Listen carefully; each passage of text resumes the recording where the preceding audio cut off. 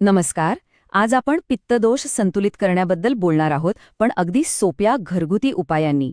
हे सगळे उपाय आपल्या आहाराशी संबंधित आहेत आणि आपल्या मूळ स्त्रोत सामग्रीवर आधारित आहेत.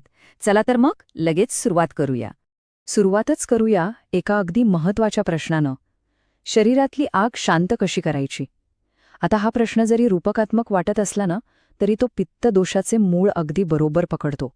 पित्त म्हणजे काय? तर शरीरातली उष्णता किंवा अग्नी. आणि आज आपण नेमके हेच पाहणार आहोत की ही आग शांत करण्याचे मार्ग कोणते. पण हो, उपायांवर थेट जाण्याआधी पित्तदोषाचं असंतुलन म्हणजे नेमकं काय होतं हे समजून घेणं गरजेचं आहे, नाही का?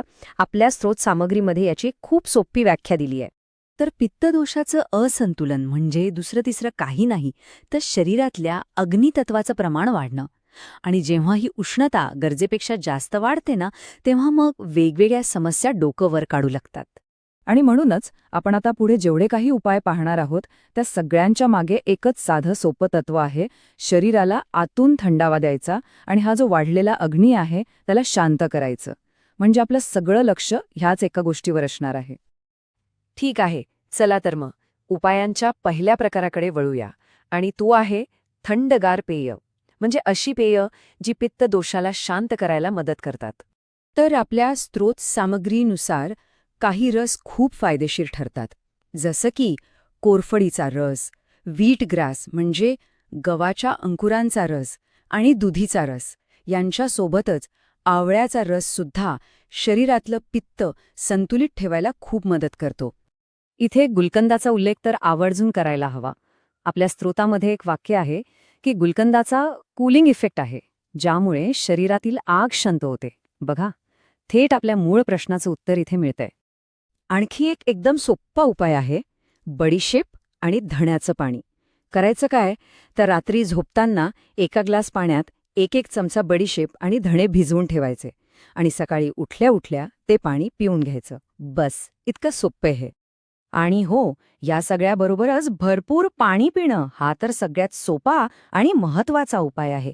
सोबतच पुदिन्याचं पाणीसुद्धा पित्तदोषासाठी खूप चांगलं मानलं जातं. हे दोन्ही उपाय शरीरातली उष्णता कमी करायला मदत करतात. बरं, आता पेयांबद्दल तर बोलून झालं. आता आपण आपल्या आहारात म्हणजे जेवणात काय बदल करता येतील याबद्दल बोलूया. म्हणजे नेमकं काय खावं आणि काय टाळावं ते पाहू. फळांच्या बाबतीत ना एक साधा नियम लक्षात ठेवायचा. पित्त वाढलेलं असेल तर आंबट फळं शक्यतो टाळावीत आणि त्याऐवजी गोड चवीची फळं खावीत.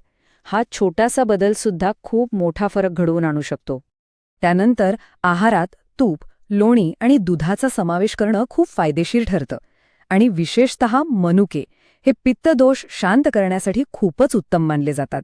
आपल्या स्त्रोतांनुसार दुधामध्ये मनुके घालून खाल्ल्यास त्याचा फायदा आणखीनच वाढतो.